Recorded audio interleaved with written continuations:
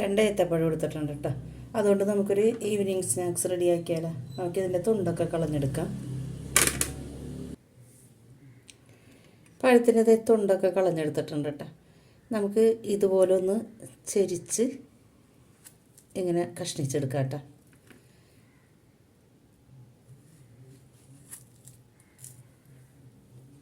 ഈ ഒരു കനത്തിൽ ഇതിനും കൂടുതൽ കനം എങ്ങനെ വേണമെങ്കിലും ചെയ്യാം കേട്ടോ. അതൊക്കെ നമ്മുടെ ഇഷ്ടത്തിനാണ് ചെയ്യണത്. ഇങ്ങനെ ചെരിച്ച് കഷ്ണിക്കണമെന്ന് മാത്രമേ ഉള്ളൂ കേട്ടോ. അങ്ങനെ ഇതെല്ലാം നമുക്കിങ്ങനെ ചെരിച്ച് കഷ്ണിച്ചെടുക്കാം. ഇതുപോലെ അരിഞ്ഞെടുത്തിട്ടുണ്ട് കേട്ടോ. നമുക്കിത് മാറ്റി വെക്കാം.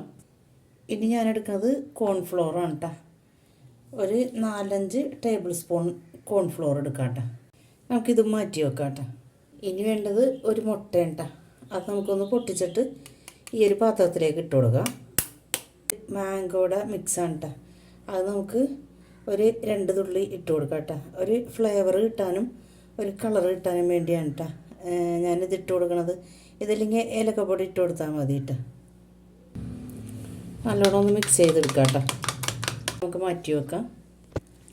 ഞാൻ ഇത് സേമിയ എടുത്തിട്ടുണ്ട് കേട്ടോ. റോസ്റ്റഡ് സേമിയാണ് ഇത് എടുത്തേക്കുന്നത്. അത് നേരിയ സേമിയാണ് കേട്ടോ.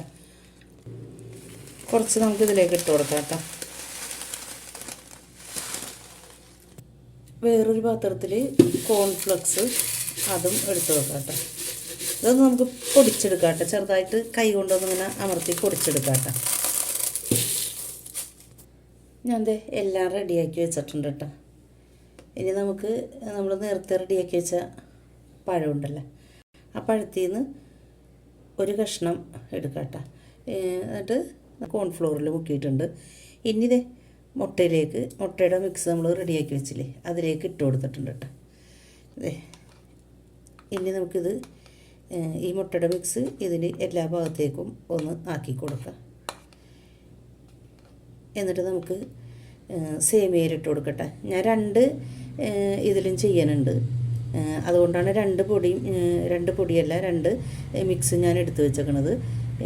ഈ സേമിയയുടെയും ഈ കോൺഫ്ലെക്സിൻ്റെയും എടുത്ത് വെച്ചേക്കണത് കേട്ടോ.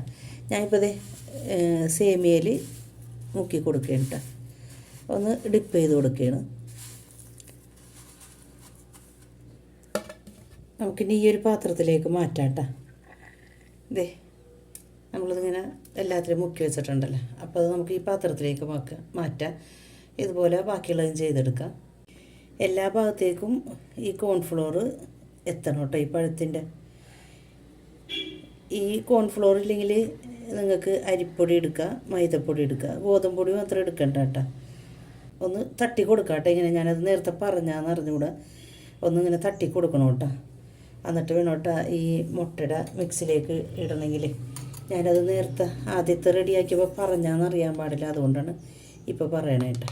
ഞാൻ വീഡിയോയിൽ കാണാൻ വേണ്ടിയിട്ടാണ് ഇങ്ങനെ പാത്രമൊക്കെ എടുത്തൊന്ന് പൊക്കിയൊക്കെ വെക്കണത്. കോൺഫ്ലോറിൽ മുക്കുക. കൂടുതലുള്ളതൊന്ന് തട്ടി കൊടുക്കുക. ഇങ്ങനെ ഒന്ന് തട്ടി കൊടുത്താൽ മതി.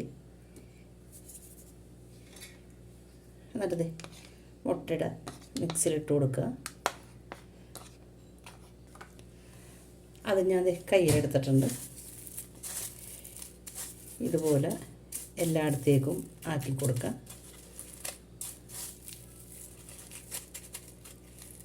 ഇത് ഞാൻ കൈ കൊണ്ട് പൊടിച്ചെടുത്തതാണ് കേട്ടോ. ഇതിനും കൂടുതൽ പൊടിക്കണമെങ്കിൽ അങ്ങനെയും ചെയ്യാം കേട്ടോ. കൈ കൊണ്ട് ഇങ്ങനെ അമർത്തി കൊടുത്താൽ മതി. അങ്ങനെ എല്ലായിടത്തേക്കും ആക്കിയിട്ടുണ്ട്. ഇത് നമുക്ക് മാറ്റി വെക്കാം. ഇതുപോലെ എല്ലാം ചെയ്തെടുക്കാം കേട്ടോ. എല്ലാം ഞാൻ റെഡിയാക്കി കഴിഞ്ഞിട്ടുണ്ട് കേട്ടോ. 2 ഭാഗത്തേക്കാക്കിയിട്ടാണ് ഞാൻ വെച്ചേക്കണത്. നമുക്കിതൊന്ന് ഫ്രൈ ചെയ്തെടുക്കാം. ഗ്യാസ് കത്തിച്ചിട്ട് ഒരു പാൻ വെച്ച് കൊടുത്തിട്ടുണ്ട്. നമുക്കതിലേക്ക് വെളിച്ചെണ്ണ ഒഴിച്ച് കൊടുക്കാം കേട്ടോ. ഒന്ന് ചൂടായി വരട്ടെ.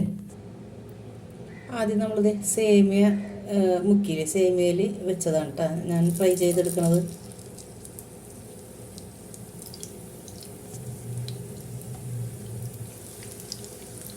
ഒരു മീഡിയം ഫ്ലെയിമിലാണ് കേട്ടോ വെച്ച് കൊടുത്തേക്കണത്. ആ ഒരു മീഡിയം ഫ്ലെയിമിൽ ചെറിയൊരു തീയിലിരുന്നിട്ട് നമുക്കൊന്ന് മൊരിഞ്ഞ് കഴിയുമ്പോൾ മറിച്ചിട്ട് കൊടുക്കാം കേട്ടോ. ഒരുപാട് തീ കൂട്ടി വെക്കരുത് കേട്ടോ. പെട്ടെന്ന് നിന്ന് അത് കരിഞ്ഞു പോകും കേട്ടോ. നമുക്കിതൊന്ന് മറച്ചിട്ട് കൊടുക്കാം കേട്ടോ.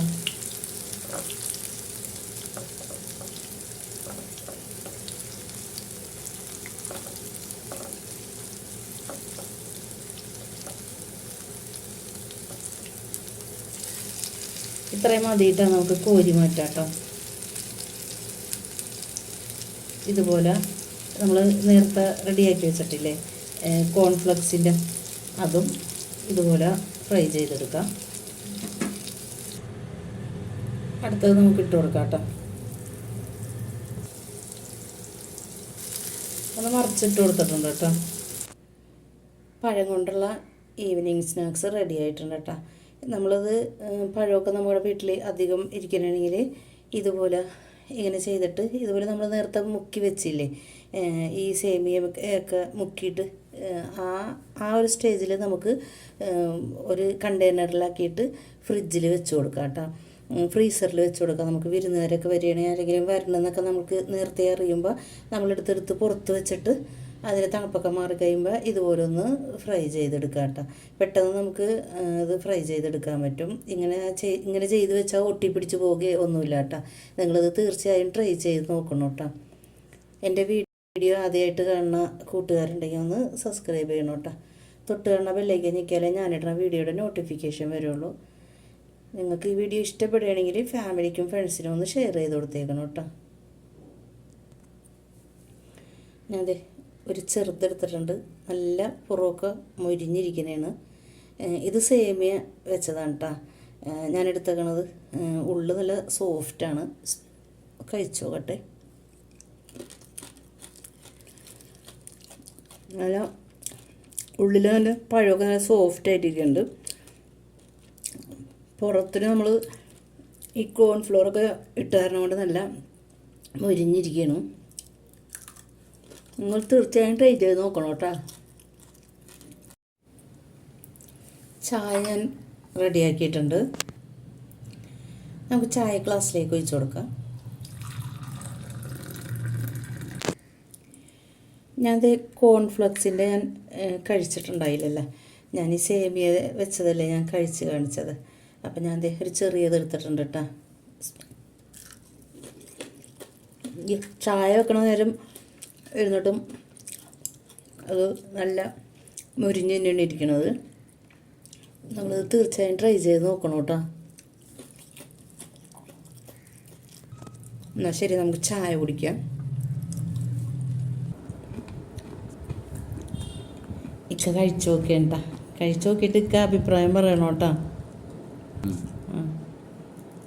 സൂപ്പറായിട്ടുണ്ട് കേട്ടോ. നല്ല ടേസ്റ്റ്. 4 മണിക്ക് വെച്ച നല്ല സ്നാക്സ്. ഇക്കയുടെ അഭിപ്രായം കേട്ടല്ല, നിങ്ങളത് ട്രൈ ചെയ്ത് നോക്കണം കേട്ടോ.